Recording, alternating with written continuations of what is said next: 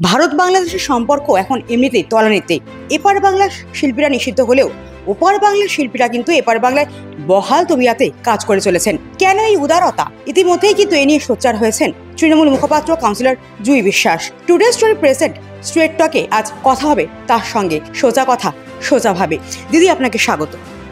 নমস্কার। যে বিষয়টা বলছিলাম যে ইতিমধ্যেই আপনি প্রতিবাদ জানিয়েছেন যে এপার বাংলা শিল্পীদের মধ্যে কি এমন নেই যে ওপার বাংলা থেকে শিল্পী এনেই কাজ করতে হচ্ছে? প্রথমে বলি যে দেশের একজন সাধারণ নাগরিক হিসেবে আমি প্রশ্ন তুলেছি, কোনো মুখপাত্র বা দলের হয়ে নয়। কারণ আমাদের প্রত্যেকেরই অধিকার রয়েছে দেশের মধ্যে যদি কিছু আমরা দেখি যেটা অন্যায় হচ্ছে সেটার বিরুদ্ধে প্রতিবাদ করা। আমার মনে হয়েছে যে এখানে আমাদের কোথাও হয়তো আমাদের শিল্পীদের সেইভাবে বাংলাদেশে নিষিদ্ধ করা হয়নি, কিন্তু যে পরিবেশ ওখানে তৈরি করে রাখা হয়েছে সেখানে সাধারণ মানুষ, মানে আমাদের দেশ থেকে যদি বাংলাদেশে কেউ যাচ্ছেন সে যেতেও ভয় পাচ্ছে।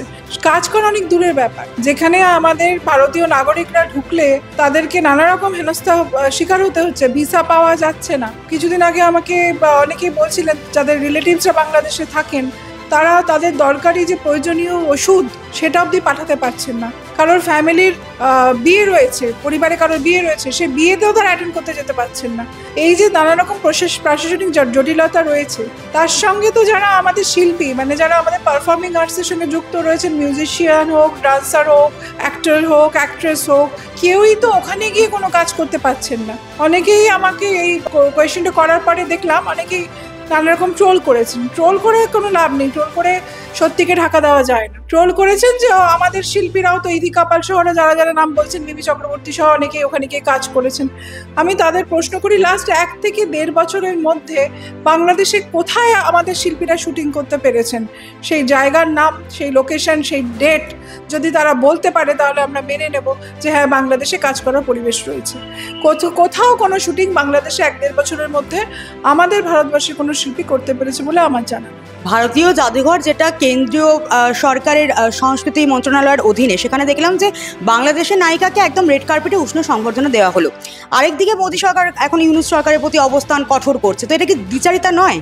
দেখুন, আমাদের মনে হয় যে দেশের একটাই নীতি হওয়া উচিত। বন্ধুত্বপূর্ণ যাদের সঙ্গে সম্পর্ক রয়েছে যেসব দেশের সঙ্গে, তাদের ক্ষেত্রে একরকম নীতি। বা যারা আমাদের অপারেশন সিন্দুরের সময় আমাদের সহযোগিতা করেনি, পাকিস্তান, বাংলাদেশের মতো দেশ যারা আমাদের কোনো রকমই সহযোগিতা করেনি, পাকিস্তানের সঙ্গে যুদ্ধ হয়েছে, বাংলাদেশের সঙ্গে আমাদের সরাসরি যুদ্ধতে ছিল না ভারতবর্ষ, কিন্তু বাংলাদেশ তো কোথাও আমাদের পাশে দাঁড়ায়নি। আজকে যদি তারা আমাদের পাশে দাঁড়াতো তাহলে নিশ্চয়ই আমাদের সেই জায়গাটা বলা থাকতো যে তাদের দেশ থেকে সেখানে কাজ করছে, অসুবিধা নেই। আজকে ভারতবর্ষের যিনি মানে একটা অন্যতম ঐতিহ্য ভারতবর্ষে, সেটা হচ্ছে ইন্ডিয়ান মিউজিয়াম, যেটা আমাদের কলকাতা।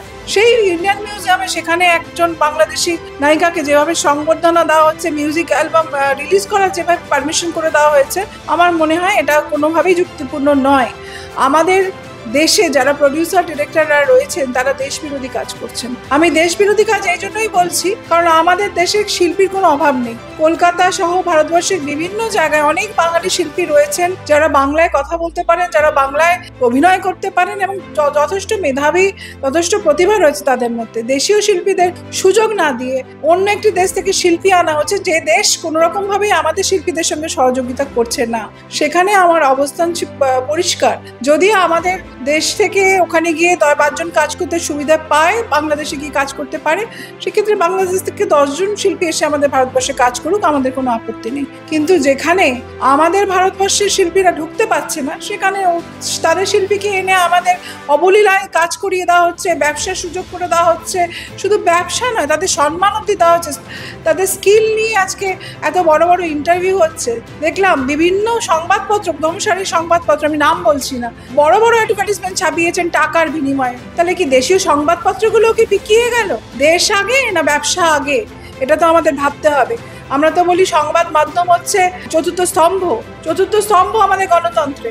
সেই সংবাদপত্রও কি বিকিয়ে গেল? চোখে আঙুল দিয়ে দেখানোর পরেও তারা দেখতে পাচ্ছে না? এই তো প্রশ্ন। কিন্তু সাধারণ মানুষের কিন্তু প্রতিক্রিয়া অত্যন্ত পাওয়া গেছে এবং আমি মনে করি সাধারণ মানুষ দেশের, তারা কিন্তু আমার যুক্তির সঙ্গেই রয়েছেন। তারা কিন্তু আমাকে পূর্ণ সমর্থন করছেন। দল মত নির্বিশেষে প্রচুর ফোন আমি পেয়েছি, প্রচুর মানুষ আমাকে বলেছেন যে একদম 100% মনের কথা আপনি বলেছেন, যেটা আমরা বলতে পারছিলাম না, কিন্তু আপনি যে কথা আজকে বলেছেন সেটা আমাদের সকলেরই মতামত 100% আপনার সঙ্গে আমরা আছি।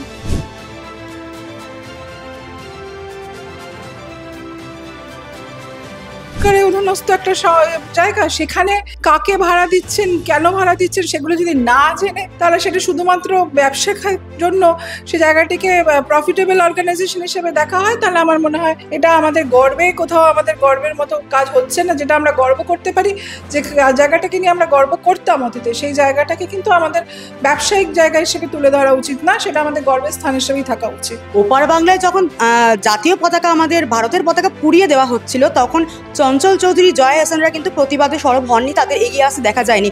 অথচ এই জয়া হাসানি কৌশিক গাঙ্গুলির পরবর্তী ছবিতে অভিনয় করছেন। তো এই যে বাঙালি পরিচালকরা, তারা কি দেশের প্রতি কোথাও আবেগ হারাচ্ছেন? আমি আবার বলছি, সাধারণ মানুষের, দেশের সাধারণ মানুষের সেন্টিমেন্ট কিন্তু রয়েছে এই যুক্তির পেছনে, যেখানে বাংলাদেশ জুড়ে একটা অ্যান্টি ইন্ডিয়ান সেন্টিমেন্ট ব্লো করছে, পুরো কান্ট্রিতে ব্লো করছে, পুরো দেশে ব্লো করছে। আজকে আপনারা দেখুন বাংলাদেশের দিকে তাকিয়ে, একের পর এক আমাদের যারা সাংস্কৃতিক পীঠস্থান ছিল, যারা আমাদের পূর্বপুরুষ সত্যজিৎ রায়ের যে পিতৃপুরুষ, তার বা ঠাকুমা ঠাকুরদার বাড়ি, সেটাও তো ভেঙে দেওয়া হয়েছে কদিন আগে দেখলাম। এরকম নানা জায়গা, আমি বলছি যে সরকার পরিবর্তন হওয়ার পর থেকে যেভাবে ভাঙচুর চলছে সারা দেশ জুড়ে, কোনো কনস্ট্রাকটিভ কিছু হচ্ছে না, শুধু ডিস্ট্রাকটিভ জিনিসপত্র চলছে। সেই দেশ থেকে শিল্পী এখানে কাজ করানোর কি মানে, যারা কোনো প্রতিবাদ করেননি, সমবেদনা জানাননি, দুঃখ অবধি প্রকাশ করেননি, আমি এর যুক্তি কোথাও খুঁজে পাচ্ছি না। এপার বাংলার শিল্পীরা কাজ পান আর ওপার বাংলার শিল্পীরা এখানে বহাল তবিয়াতে কাজ করে পারিশ্রমিক নিয়ে চলে যাচ্ছেন। তো আপনার প্রতিবাদ জানানোর পর কি মনে হয় যে এই সিস্টেমটা পাল্টাবে? দেখুন, এখানে শিল্পীদের তো আমি দোষ দেবো না, তাদেরকে তো ডেকে এনেছেন আমাদের দেশের যারা প্রডিউসার ডিরেক্টর, যারা ডিরেক্টর প্রডিউসার, তারা কেন কাজ করছে? শিল্পী তো আসবেন, তিনি অভিনয় করবেন, তিনি পারিশ্রমিক নেবেন, তিনি বাড়ি চলে যাবেন, তার তো আর কোনো ডিউটি নেই। কিন্তু যারা এই দেশে রয়েছেন, যারা এই দেশের প্রডিউসার ডিরেক্টর, যারা এই দেশের মানুষকে অ্যাড্রেস করছেন, এই দেশের জনগণকে অ্যাড্রেস করছেন, সিনেমাটা তো দেশে, আমাদের দেশে হচ্ছে, বিদেশেও হচ্ছে, কিন্তু আমাদের বাংলা সিনেমা কি বাঙালি, কলকাতার বাঙালি হোক, ভারতবর্ষের যে কোনো প্রান্তে এনআরআই বাঙালি হোক, বিদেশে হোক, তারা কি করছেন দেশের সঙ্গে, তাদের তো ভাবতে হবে। আমরা কেন আমাদের দেশে কি কোনো প্রতিভা নেই, ট্যালেন্ট নেই সেই রোলটা করার মতো কোনো শিল্পীর? এটাই তো প্রশ্ন করে। আপনি তো মহিলা তৃণমূল কংগ্রেসের সাধারণ সম্পাদিকা, তো এই রাজ্যে যে একের পর এক ঘটনা, গণধর্ষণ ঘটে চলেছে, এই মেয়েতে নিরাপত্তা নিয়ে কি বলবে? সারা দেশেই তো গণধর্ষণ মতো ঘটনা ঘটে চলেছে, শুধু পশ্চিমবঙ্গ দিকে আঙুল তুলছে কেন? এই তো ওড়িশাতে আমরা দেখলাম 2-3 দিন আগে কলেজ ছাত্রী গণধর্ষণ শিকার হয়ে সে তো আত্মহত্যা করতে বাধ্য হয়েছে। তো এই ধরনের ঘটনাকে রোধ করার জন্যই তো আমাদের দেশে, আমাদের যারা পার্লামেন্টারিয়ান, তারা তো অপরিচিত বিলের কথা বলেছেন, ধর্ষকদের মৃত্যুদণ্ডের কথা বলা হয়েছে, সেখানে সেই কার্যকর হচ্ছে না কেন সেই বিল? সারা দেশেই তো অপরাধ সংগঠিত হচ্ছে মহিলাদের ওপরে। গণধর্ষণের প্রতিবাদে তো আমরাও অপরাজিতা বিল নিয়ে আমরা তো বলেছি, আমরা তো আমাদের তো রাজ্যপাল সাইন করে দেননি। আমরা কেন অপরাজিতা বিলকে কার্যকর করতে পারছি না? কেন ধর্ষণের বিরুদ্ধে কঠোর আইন আনতে পারছি না? পার্লামেন্টে তো বিজেপির সবচেয়ে বেশি সাংসদ রয়েছেন, তারা কেন চাইছেন না যে এই বিলগুলো কার্যকর? রাজন্না হালদার যে AI নিউজ ছবি নিয়ে অভিযোগ তুলেছেন, এখন পুলিশের দ্বারস্থ হয়েছেন, কিন্তু তার অভিযোগ ছিল যে দলকে জানানো হয়েছিল, কিন্তু দল কোনো ব্যবস্থা নেয়নি। না, আমি এই নিয়ে বলে দিয়েছি, আমি আর এই পুরনো বিষয়ের টপিকে কথা বলবো না, যা বলার আমার সমস্তটাই আমি বলে দিয়েছি। এর আগে নতুন রাজনীতিতে এসেছেন, কিছুদিন হয়েছে রাজনীতি করেছেন, আর ছোট বাচ্চা মেয়ে, আরও রাজনীতি করুক, অভিজ্ঞতা বাড়বে, তারপরে উনি ওনার সিদ্ধান্ত নেবেন, আমি বলে দিয়েছি। আরজি করের নির্যাতিতা অভয়ার সামনে মৃত্যুবার্ষিকী, পথে নামছেন শুভেন্দু অধিকারী, অভয়ের বাবা মাও নামছেন, কিন্তু তারা বিচারের ওপর আস্থা হারিয়েছেন। তো তৃণমূল সরকার কি এখনো বিচারের উপর আস্থা রাখবেন? কবে বিচার আসবে? তৃণমূল সরকার তো বিচার করছেন না, সিবিআইয়ের কাছে কেস ছিল, সিবিআইয়ের কাছে যাওয়া উচিত, জানতে যাওয়া উচিত তার বাবা মায়ের, যে কেন কেসটা সলভ করতে পারলেন না সিবিআই। যে কেসটা তারা হাতে নিয়েছিলেন যে তারা সলভ করবে বলে, যারা ডেকে এনেছিলেন সিবিআইকে কলকাতায়, যারা আরজি কর মামলার কেসটা তুলে দিলেন সিবিআইয়ের কাছে, তো সিবিআই তো অন্যরকম কোনো রিপোর্ট দেননি, যা রিপোর্ট দিয়েছেন সেটা সবার সামনেই রয়েছে, সিবিআইয়ের কাছে দ্বারস্থ হওয়া উচিত। অনেক অনেক ধন্যবাদ। আজকে আমরা স্ট্রেট টকের এই এপিসোডে কথা বললাম জয়ী বিশ্বাসের সঙ্গে। আর অন্য কোনো পর্বে অন্য কারোর সঙ্গে কথা হবে অন্য কোনো ইস্যু নেই। ক্যামেরায় শুভায়নের সঙ্গে আমি Pallavi, today story Kolkata. Today story, মানুষের স্বার্থে, তাবেদারির ঊর্ধ্বে।